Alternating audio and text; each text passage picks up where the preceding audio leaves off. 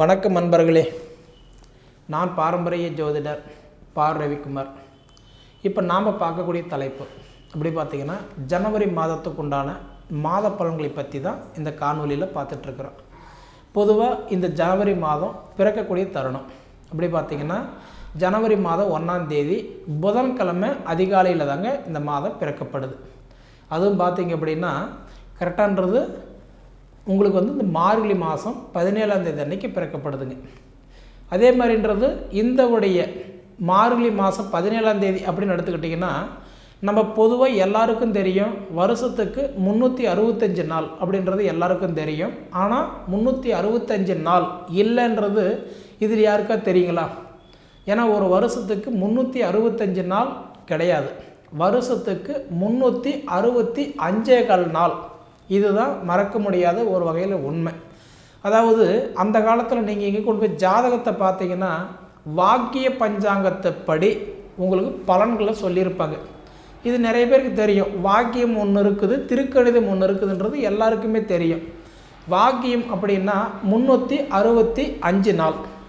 அதே பார்த்திங்கன்னா இது 365 நாள் இது வரல அப்படின்னு சொல்லிட்டு காஞ்சி பெரியவாள் என்ன சொல்லியிருக்காங்க அப்படின்னா, அதாவதுன்றது வருஷத்துக்கு 365 நாள் வருது அப்படின்னு சொல்லி இது ஒரு வகையில் கண்டுபிடிச்சிருக்காங்க.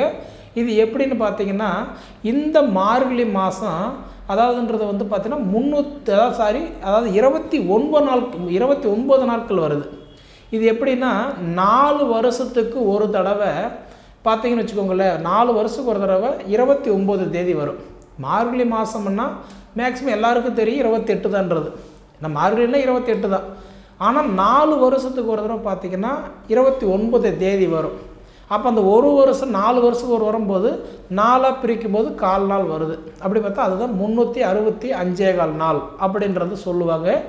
அப்படி வரும்போது இந்த உடைய வருஷத்தில், அதாவது 2025 இந்த உடைய ஜனவரி மாதத்தில் வரக்கூடிய இந்த மார்கழி மாதத்தில் 29 தேதி வர்றதுனால இது திருத்தி கணிக்கப்பட்டது தான் திருக்கணிதம். அப்போ நம்ம இன்றைக்கி பலன் பார்த்துட்ருக்குறோம்னா திருக்கணித முறைப்படி தான் இந்த பலன்கள் நம்ம பார்த்துட்ருக்குறோம் இல்லைங்களா? அப்படி பார்த்திங்கன்னா மகர ராசிக்கும் கும்ப ராசிக்கும் இந்த 2 வீட்டுக்குமே அதிபதி யாருன்னு பார்த்திங்கன்னா சனி பகவான் தான். தொழிலுக்காரகன், தொழிலுக்கு அதிபதி தான் இந்த சனி பகவான், சரிங்களா? அதே மாதிரி இந்த கும்ப ராசி அப்படின்னு எடுத்துக்கிட்டிங்கன்னா காற்று ராசின்னு சொல்லுவாங்க. நம்ம காற்று கண்ணில் பார்க்க முடியாது, சரிங்களா? காற்று ராசின்னு சொல்லுவாங்க. அதே மாதிரி பார்த்துட்டிங்கன்னா இந்த கும்பராசிக்கு அதிபதி சனி பகவானாக இருந்தாலும் கூட இந்த கும்ப ராசிக்கு இன்றைக்கி நட்சத்திரம் கொடுத்தவர்கள் அப்படின்னு நம்ம பார்த்தீங்க அப்படின்னா 3 பேர். அந்த 3 பேர் அதாவதுன்றது யார் அப்படின்னு நம்ம பார்த்தோம்னா முதலாவதாக நட்சத்திரம் கொடுத்தவர் யாருன்னா செவ்வாய் பகவான், 2ஆவதாக நட்சத்திரம் கொடுத்தவர் ராகு பகவான், 3ஆவதாக நட்சத்திரம் கொடுத்தவர் யாருன்னா குரு பகவான். இப்போ பொதுவாக பார்த்திங்கன்னா இப்போ கும்பராசிக்கு அதிபதி சனி பகவான் இன்றைக்கி பூருட்டாதி நட்சத்திரம் 1ஆம் பாதத்தில் கும்ப ராசியில் 320 டிகிரியில் தான் இப்போ உங்களோட ராசிக்கு அதிபதி இருக்கிறார். இது உங்களுக்கு யாராவது தெரியுமா? ஏன்னா இந்த நிலைமையில் தான் இப்போ இந்த சனி பகவான் இருக்கிறார். பூருட்டாதி நட்சத்திரம் 1ஆம் பாதத்தில் கும்பராசியில் 320 டிகிரியில் இருக்கக்கூடிய இந்த சனி பகவான் உங்களுக்கு என்ன நல்லது பண்ணுவார்? 1. அடுத்தது உங்களுக்கு நட்சத்திரம் கொடுத்தவர் நான் சொன்ன மாதிரி செவ்வாய், ராகு, குரு. அப்போ இந்த செவ்வாய் பகவான் பார்த்தீங்கன்னா அவிட்டம் நட்சத்திரம் 3ஆம் பாதம் 4ஆம் பாதம் கொடுத்துருக்கிறாரு. அப்போ அந்த அவிட்ட நட்சத்திரத்துக்கு அதிபதி யார்? செவ்வாய் பகவான். அந்த செவ்வாய் பகவான் யார் அப்படின்னு பார்த்தீங்கன்னா 7வது பாவகத்துக்கும் 10வது பாவகத்துக்கும் அதிபதினு சொல்லக்கூடியவர் தான் இந்த செவ்வாய் பகவான். 7ஆம் இடம்னா என்ன? கலஸ்திரஸ்தானம், கல்யாணத்துக்கு உண்டான மாங்கல்ய ஸ்தானத்துக்கு அதிபதி யாருன்னா இன்றைக்கி செவ்வாய் பகவான். எப்பயுமே கும்பராசிக்காரர்களுக்கு 7ஆம் இடத்துக்கு அதிபதி யாருன்னா செவ்வாய் தான். திருமணஸ்தானத்துக்கு அதிபதி செவ்வாய் தான். அதே மாதிரி பார்த்திங்க அப்படின்னா தொழிலுக்கு அதிபதி யாருனாலும் இந்த செவ்வாய் பகவான் தான். அப்போ 7ஆம் இடத்துக்கு அதிபதி திருமணஸ்தானத்துக்கு அதிபதியும் தொழில் ஸ்தானத்துக்கு அதிபதியும் செவ்வாய் பகவான் இப்போ எங்கே இருக்கிறார் அப்படின்னா கிட்டத்தட்ட பார்த்தீங்க அப்படின்னா அவர் இருக்க வேண்டிய இடம் எங்கே அப்படின்னு கேட்டிங்கன்னா இன்றைக்கி பூருட்டாது இப்போ கட்டன்றது பூசம் நட்சத்திரம் 2வது பாவத்தில் கடக ராசியில் இன்றைக்கி வந்து பார்த்திங்கன்னா 97 டிகிரியில் இருக்கிறார் இப்போ. சரிங்களா? இப்போ உங்களோட நட்சத்திரத்துக்கு அதிபதி செவ்வாய் பகவான் இன்றைக்கி வந்து பார்த்துட்டிங்க அப்படின்னா பூச நட்சத்திரம் 2ஆம் பாதத்தில் கடக ராசியில் 97 டிகிரியில் இப்போ இருக்கிறார். ஒன்று. அப்படி இருக்கிறவர் உங்களுக்கு என்ன நல்லது பண்ணுவார்? அதே மாதிரி பார்த்தீங்கன்னா அடுத்தது சதய நட்சத்திரம் 4 பாதங்களை கொடுத்த ராகு பகவான். ஏன்னா சதய நட்சத்திரத்துக்கு அதிபதி இந்த ராகு தான். அப்போ இந்த சதய நட்சத்திரத்துக்கு அதிபதி இந்த ராகு பகவான் அப்படி பார்த்தீங்க அப்படின்னா கரெக்டான்றது உங்களுடைய பாவகத்துக்கு இப்போ வந்து அதாவது 2ஆம் இடத்துல இருக்கிறார். உங்கள் ராசிக்கு இப்போ 2ல் இருக்கிறார். அப்போ 2ஆம் இடத்துல அப்படின்னா உத்திரட்டாதி நட்சத்திரம் 2வது பாதத்தில் மேன ராசியில் 337 டிகிரியில் இருக்கிறார். அப்போ வந்து பார்த்துட்டிங்கன்னா ராகு பகவானுக்கு நட்சத்திரம் இருக்குதை தவிர ராகு பகவானுக்கு ராசி கிடையாது. 27 நட்சத்திரத்தில் பார்த்தீங்கன்னா அவருக்குன்றது ஒரு 3 நட்சத்திரங்கள் இருக்கல தவிர அவருக்குன்றது ராசிக்கு அதிபதி கிடையாது. அப்படி பார்த்தீங்கன்னா சதய நட்சத்திரத்துக்கு அதிபதி இந்த ராகு பகவான் உங்கள் பாவகத்துக்கு இப்போ எங்கே இருக்கிறாரு? 2ஆம் இடத்துல இருக்கிறார். தனஸ்தானம், குடும்பஸ்தானம், கல்விஸ்தானம்னு சொல்லக்கூடிய இடத்துல இருக்கிறார். அப்படி இருக்கிறவர் உங்களுக்கு என்ன நல்லது பண்ணுவார் அப்படி பார்த்தீங்கன்னா பொதுவாக ஒரு ராசி அப்படின்னு நம்ம எடுத்துட்டோம்னா இப்போ உங்களுக்கு உதாரணத்துக்கு கும்பராசி. கும்பராசிக்கு யார் பார்த்தாலுமே எனக்கு கஷ்டம் கஷ்டம் கஷ்டம்னு தான் சொல்கிறீங்களே தவிர எனக்கு எப்போ தான் சாமி கஷ்டம் தீரும் அப்படின்னு கேட்குறீங்க. அப்படின்னா எல்லா கும்பராசிக்காரங்களுமே இந்த உலகத்தில் கெட்டு போகலையே, நல்லா தானே இருக்கிறாங்க. இதில் வந்து பார்த்தீங்க அப்படின்னா நீங்கள் ஒரு இடத்துல வேலை செய்கிறீங்க. அப்போ உங்கள் ராசி கும்பராசி. இதில் உங்களுடைய முதலாளிக்கு யாருக்காவது கும்பராசி இல்லைன்னு நீங்கள் நினைக்கிறீங்களா? இருக்குது இல்லையா? அப்போ உங்களுக்கு சம்பளம் கொடுக்குற முதலாளி நல்லா தானே இருக்கிறாரு. அப்போ நீங்கள் ஏன் நல்லா இல்லை? அப்படி பார்த்தீங்கன்னா இன்றைக்கி வந்து ஒரு ராசி இன்றைக்கி வந்து இந்த உலகத்தில் பிரபஞ்சத்தில் வந்து அதாவது ட்ராவல் பண்ணணும் அப்படின்னா 4 கிரகங்கள் சேர்ந்தது தான் ஒரு ராசி. நல்லா புரிஞ்சுக்கிடுங்க. கும்பராசிக்கு அதிபதி சனி. 2வது வந்து பார்த்திங்கன்னா அவிட்ட நட்சத்திரத்துக்கு அதிபதி செவ்வாய். அடுத்தது வந்து பார்த்திங்கன்னா சதய நட்சத்திரத்துக்கு அதிபதி ராகு. அடுத்தது பார்த்திங்கன்னா உங்களுக்கு வந்து பூரட்டாதி நட்சத்திரத்துக்கு அதிபதி குரு. அப்போ செவ்வாயும் ராகுவும் குருவும் இந்த 3 பேரும் ஈக்குவலாக ஒருத்தருக்கு நல்லது பண்ணுவாங்களா? பண்ண மாட்டாங்க இல்லையா? அப்போ அந்தந்த நட்சத்திரத்துக்கு தகுந்த மாதிரி தானே அவங்க பலன்களை கொடுப்பாரு.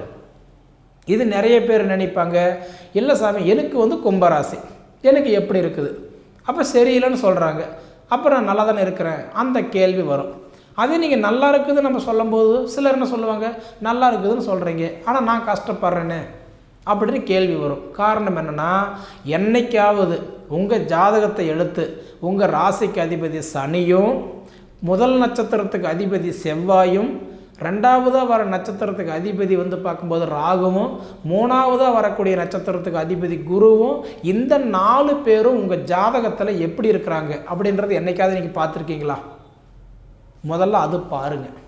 ஏன்னா இன்றைக்கி நம்மளுடைய ஜாதகத்தை வந்து முதல்ல இந்த உலகத்தில் வந்து ஆளக்கூடியது என்னென்னா நவகிரகங்கள், 9 கிரகங்கள்.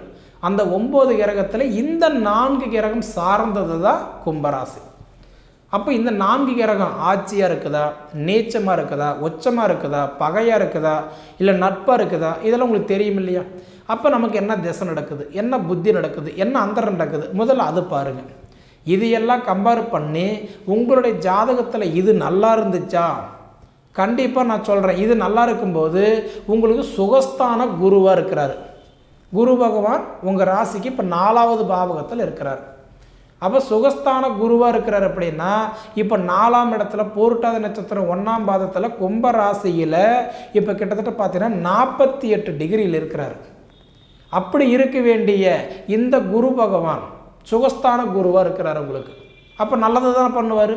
4ஆம் இடம்ன்றது மாதிருஸ்தானம், சுகஸ்தானத்தில் இருக்கிற குரு என்ன பண்ணுவார், முதல்ல உங்களுக்கு தொழில் மாற்றத்தை கொடுத்தே தீர்வார். தொழில் மாற்றம் நடக்கும். அதாவது அலுவலகத்தில் முதல்ல உங்களுக்கு நல்ல பேர் கிடைக்கும், கைத்தட்டல் பாராட்டுகள் கிடைக்கும். விளையாட்டுத்துறையில் ஸ்போர்ட்ஸ் லைனில் நான் இருக்கிறேன் அப்படின்னா அவங்களுக்கு நிச்சயம் பார்த்தீங்கன்னா உங்களுக்கு வந்து உங்கள் விளையாட்டு தகுந்த கைத்தட்டல் பாராட்டுகள் கிடைக்கும். அடுத்தது வந்து பார்த்துட்டிங்க அப்படின்னா நான் அயல்நாட்டுக்கு போகலாமா, வெளிநாடு வெளி மாநிலம் போகலாமா, எனக்கு அந்த வாய்ப்பு இருக்குதா அப்படின்னு பார்த்தீங்கன்னா உங்கள் ஜாதகத்தில் அந்த குரு பகவான் நல்ல இடத்துல இருந்துட்டாருன்னா இந்த சுகஸ்தான குரு உங்களுக்கு அந்த வேலை வாய்ப்பு கண்டிப்பாக அமைச்சு கொடுத்துருவார். அப்போ இது போக நான் விரும்புகிற பொண்ணு எனக்கு கிடைக்குமா, இல்லை நேசிக்கிற பையனுக்கு கிடைப்பாரா, எனக்கு வந்து காதல் கல்யாணம் எனக்கு ஆகுமா அப்படின்னு பார்க்குறவங்களுக்கெல்லாம் பார்த்தீங்கன்னா நிச்சயம் உங்களுக்கு நடக்கிறதுக்கு வாய்ப்பு இருக்குது. இது உங்கள் ஜாதகத்தில் நல்லா சப்போர்ட் பண்ணும். அதே சமயத்தில் வந்து பார்த்தீங்கன்னா நான் எப்படியே போனால் எப்படிங்க, என் பிள்ளைங்க நல்லா இருப்பாங்களா அப்படின்னு கேட்குறவங்களுக்கு நிச்சயமாக உங்களுக்கு என்ன பண்ணுவார்னா இன்றைக்கி இந்த சுகஸ்தான குரு உங்களுடைய நீங்கள் கஷ்டப்பட்டாலும் உங்களுடைய பிள்ளைகளுடைய எதிர்காலம் இந்த மாதம் நல்லாயிருக்கும். அதே மாதிரி பார்த்தீங்கன்னா 7 சனியில் ஜென்மச்சனி நடக்குது பார்த்தீங்களா, இதனால் என்னாகும், பிள்ளைங்க பேச்சு கேட்குறவங்க பிள்ளைங்க பேச்சு கேட்க மாட்டாங்க, வேலைக்கு வர்றவங்க வேலைக்கு வரமாட்டாங்க, செஞ்ச கூலி கை வந்து சேர்றதுக்குள்ளே போதும்னு ஆகிடுது. ரெண்டாவது வந்து பார்த்தீங்கன்னா ஒரு கமிட்மெண்ட், நமக்குன்னு ஒரு கமிட்மெண்ட் இருக்குல்ல, பிள்ளைங்களை நல்லா படிக்க வைக்கணும், வேலை வாய்ப்பு வாங்கி கொடுக்கணும், கல்யாணம் பண்ணி கொடுக்கணும், அவங்களுக்கு நல்லதை கெட்டதை பார்க்கணும். இதையும் தாண்டி அடுத்தது வந்து பார்த்துட்டிங்க அப்படின்னா இன்றைக்கி நான் வந்து இஎம்ஐ கட்டணும், வாடகை கட்டணும், என்னுடைய சேஃப்டி பண்ணணும், இதெல்லாம் நிறைய கமிட்மெண்ட் இருக்குல்ல. அப்போ என்ன பண்ணுவீங்க, இதனால் பார்த்தீங்கன்னா படித்த படிப்புக்கு உண்டான வேலை இல்லாமல் கிடைக்கிற வேலையை ஆசைப்பட்டு செய்துக்கிட்டு குடும்ப தேவைக்காக வேண்டி கஷ்டப்பட்டுட்டு இருப்போம். அந்த மாதிரி கும்பராசிக்காரங்களுக்கெல்லாம் பார்த்திங்கன்னா இப்போ ஜென்மச்சனி நடக்கிறதுனால அவசரப்பட வேண்டாம். 2025 வருஷத்தில் பார்த்திங்கன்னா அதாவது 3வது மாதம் மார்ச் மாதம் 29ஆம் தேதி சனி பெயர்ச்சாகிறார். சனி பெயர்ச்சாகும்போது உங்களுக்கு ஜென்மச்சனி முடியுது. பொதுவாக ஜென்மத்தில் வந்த சனி செருப்பால் அடித்தாலும் போகாதுன்னு சொல்லுவாங்க. உங்களுக்கு 7.5 சனி கிட்டத்தட்ட 4.5 வருஷமாக நடந்துக்கிட்டு இருக்குதுங்க. இப்போ இந்த 4.5 வருஷமாக 7.5 சனி நடந்துக்கிட்டு இருந்தாலும் இதில் மெயினாக பார்த்தீங்கன்னா இந்த 2 வருஷமாக பார்த்தீங்கன்னா அவ்வளோ ஒரு போராட்டம். கல்லோட அரிசி வாயில் போட்டுக்கிட்டு துப்புனா அரிசி போகுது, முழுங்குனா கல் போகுது, மெல்லனா பல்லு போகுதுன்ற கணக்கில் உட்காந்துட்ருக்குறீங்க. சரிங்களா? அதாவது ஒரு விஷயம் என்னென்னா பழக்கப்பட்ட பாதைக்கும் பழக்கப்படாத பாதைக்கும் வித்தியாசம் இருக்குதுன்னு சொல்லுவாங்க. இப்போ நீங்கள் பயணம் பண்ணுறது வந்து பார்த்தீங்கன்னா பழக்கப்படாத பாதையில் பயணம் பண்ணுற மாதிரி கொஞ்சம் சிரமங்களான நேரம் தான். கரடங்களோட இருந்தாலும் கொஞ்சம் பார்த்து போகக்கூடிய நேரம் தான். ஒரு கரடு பார்த்தீங்கன்னா ஒரு மலையை பார்த்தீங்கன்னா இங்கிருந்து பார்த்தீங்கன்னா அந்த மலை வந்து அழகாக இருக்கும். நல்லா பார்த்தீங்கன்னா இன்றைக்கி வந்து இயற்கையாக இருக்கிற மாதிரி தெரியும். அங்கே போய் பார்த்தா தான் அந்த கரடமுரடுன்ற மாதிரி தெரியும். அந்த மாதிரி நிலமை தான் உங்கள் நிலமை. அதனால் எப்படி பார்த்தாலும் பார்க்கும்போது 4 பேர் என்ன சொல்லுவாங்க, உங்களுக்கு என்னப்பா நீங்கள் நல்லா இருக்கிறீங்க அப்படின்னு சொல்லக்கூடிய அளவுக்கு இருக்கும். ஆனால் உங்கள் குடும்பத்தில் பார்த்தீங்கன்னா கிட்டத்தட்ட இந்த 2 வருஷ காலமாக வாங்காத கடனுக்கு வட்டி கட்டுற மாதிரி வெளியில் பார்த்தா நல்லா இருக்கிறீங்க. பிஸ்னஸ் பண்ணுறேன், தொழில் செய்கிறேன், நான் 50 பேருக்கு 100 பேருக்கு சம்பளம் கொடுக்குறேன்னு சொல்லலாமா தவிர அந்த சம்பளம் கொடுக்குறதுக்கே இன்றைக்கி வந்து பார்த்தீங்கன்னா கடன்பட்டு கொடுக்கக்கூடிய நிலமை தான் இந்த 2 வருஷமாக உங்களுக்கு நடந்துகிட்ருக்குது. அதனால் பார்த்தீங்கன்னா உங்களுக்கு ஜென்மச்சனி நடக்கிறதுனால தொழில் கவனமாக இருக்கணும், குடுக்கல் வாங்கல் கவனமாக இருக்கணும், பொறுமை இருக்கணும் மெயினாக. ரெண்டாவது ஹெல்த்து பார்த்துக்கணும். ஏன்னா இன்றைக்கி வந்து பார்த்தீங்கன்னா இந்த ஜனவரி மாதத்தில் உங்களுக்கு சனி பகவான் பொறுத்த வரைக்கும் நம்மளை விட்டுட்டு போகும்போது கொஞ்சம் கொஞ்சமாக நம்மள்ட்ட விலகும்போது சிரமங்கள் அதிகமாக கொடுத்துட்டு போவதை தவிர குறைச்சி கொடுக்க மாட்டார். எப்படி பார்த்தாலுமே உங்களுடைய நேர காலத்துக்கு இப்போ கொஞ்சம் கவனமான நேரம்தான். இதை தவிர வந்து பார்த்துட்டிங்க அப்படின்னா உங்களுடைய அமைப்புக்கு அதாவது நான் சொன்ன மாதிரி உங்களுடைய ஜாதகத்தை பார்த்துக்கோங்க. கிரக சேர்க்கை எப்படி இருக்குதுன்னு பாருங்கள். எந்த வீட்டில் எந்த கிரகங்கள் இருக்கிறாரு, தனஸ்தானம் எப்படி இருக்குது, தைரியஸ்தானம் எப்படி இருக்குது, சுகஸ்தானம் எப்படி இருக்குது, புத்திரஸ்தானம் எப்படி இருக்குது, அடுத்தது ரோகஸ்தானம் எப்படி இருக்குது, மாங்கலிஸ்தானம் 7ஆம் இட கலஸ்தரஸ்தானம் எப்படி இருக்குது, 8ஆம் இட ஆயுள் ஸ்தானம் எப்படி இருக்குது, 9ஆம் இடம் வந்து பார்த்திங்கன்னா இன்றைக்கி பிதுருஸ்தானம், இன்றைக்கி பாக்கியஸ்தானம் 9ஆம் இடம் எப்படி இருக்குது, 10ஆம் இட தொழில் ஸ்தானம் எப்படி இருக்குது, 11ஆம் இட லாபஸ்தானம் எப்படி இருக்குது. ஏன்னா 12ஆம் இடம் விட்டுருங்க. பொதுவாக 6, 8, 12 ஒரு கிரகம் உட்காந்தா அந்த கிரகம் வேலை செய்யாது, சிரமத்தை கொடுப்பாருன்றது எல்லாத்துக்கும் தெரியும். அப்போ நம்மளுடைய சுய ஜாதகத்தில் கிரக சேர்க்கை நல்லா இருந்தால் மட்டும்தான் நம்மளால் வாழ முடியும். ஒரே வாரத்தில் கும்பராசிக்காரங்க உங்களுக்கு இப்போ ஜென்மச்சனி நடக்குது சரியில்லை போங்க அப்படின்ட்டாங்கன்னா அதில் நமக்கு என்ன பிரச்சனைன்றது முதல்ல தெரிஞ்சுக்கணும். இல்லை ஒரு ஹாஸ்பிட்டல் போகிறோம், உங்களுக்கு வந்து உடம்பு சரியில்லை, உங்களுக்கு கஷ்டம் இருக்குது, நோய் இருக்குதுன்னா நம்ம உடனே வீட்டுக்கு வந்துடுறது இல்லையே. அதுக்கு வந்து முதல்ல நம்ம என்ன பண்ணுறோம், எக்ஸ்ரே எடுக்கிறோம், ஸ்கேன் எடுக்கிறோம். அதாவது அது ரிசல்ட்டு வந்தவட்டு அந்த ரிப்போர்ட்டு கொண்டு போய் கொடுத்து டாக்டர்கிட்ட கொடுத்து என்ன விளக்கம்னு தெரிஞ்சுக்கிறோம், அதுக்கு தகுந்த ட்ரீட்மெண்ட் எடுக்கிறோம். அந்த மாதிரி ஒருத்தர் வந்து கும்பராசி சரியில்லை அப்படின்னா பொதுவாக நீங்கள் வந்து சரியில்லை, சரி பொறுமையாக இருக்கலாம் அப்படி இருக்கக்கூடாது இல்லையா. உங்களுக்கு லக்னம் சரியில்லையா, ராசி சரியில்லையா, கிரகம் சரியில்லையா, திசை சரியில்லையா, புத்தி சரியில்லையா, அந்தரம் சரியில்லையா, கிரக சேர்க்கை சரியில்லையா, இதெல்லாம் பாருங்கள். அதனால் உங்களுக்கு நான் என்ன சொல்கிறேன்னா, இன்றைக்கி ஜென்மச்சனி இதில் ஒரே இதில் நம்ம முடிச்சிட முடியாது. சரிங்களா? சுகஸ்தான குருவாக இருக்கிறார், நல்ல வாய்ப்பால் இருக்கிறார். அடுத்ததெல்லாம் பார்த்திங்கன்னா உங்களுக்கு குரு பெயர்ச்சி ஆகும்போது 2025 இன்றைக்கி பார்த்திங்கன்னா 5வது மாதம் 14ஆம் தேதி குரு பெயர்ச்சி ஆகிறார். அந்த குரு பெயர்ச்சி ஆகும்போது ரிஷபத்தில் இருக்கிற குரு மிதுனத்துக்கு போகிறாரு. அப்போ உங்கள் ராசிக்கு 9ஆம் இடமா பார்க்குறாரு. சூப்பராக இருக்கும். ரெண்டாவது அதே 2025 வருஷத்தில் இன்றைக்கி 5வது மாதம் 18ஆம் தேதி பார்த்திங்க அப்படின்னா மேன ராசியில் இருக்கிற ராகு பகவான் உங்கள் ராசிக்கு வராரு. சூப்பராக இருக்கும். சரிங்களா? அதுக்கு முன்னாடி உங்கள் நேர காலம் எப்படி இருக்குது, தொழில் எப்படியே இருக்குமா, படிப்பு இப்படியே இருக்குமா, இல்லை படிப்புக்கு உண்டான வேலை கிடைக்குமா, இல்லை குடும்பத்தில் இதே ஒரு போராட்டமாக இருக்குமா, இல்லை இதுக்கு என்ன தான் போகு வழி இருக்குது, அதெல்லாம் தெரிஞ்சுக்கணும் அப்படின்னா உங்கள் ஜாதகம் தான் நீங்கள் முதல்ல பார்த்து தெரிஞ்சுக்கணும். சரிங்களா? சரி நேயர்களே, இதுக்கு முன்னாடி நம்ம சேனலை சப்ஸ்கிரைப் பண்ணாதவங்க சப்ஸ்கிரைப் பண்ணிக்கோங்க. அப்போ தான் நம்ம எடுக்கக்கூடிய ஒவ்வொரு காணொலியும் நீங்கள் தொடர்ந்து பார்க்க முடியும். இதே போக பார்த்தீங்கன்னா உங்களோட பொன்னான நேரத்தை ஒதுக்கி இவ்வளோ நேரம் என்னோட காணொலி நீங்கள் முழுமையாக பார்த்ததுக்கு மனசிலிருந்து கேட்டுக்கிறேனுங்க. நன்றி.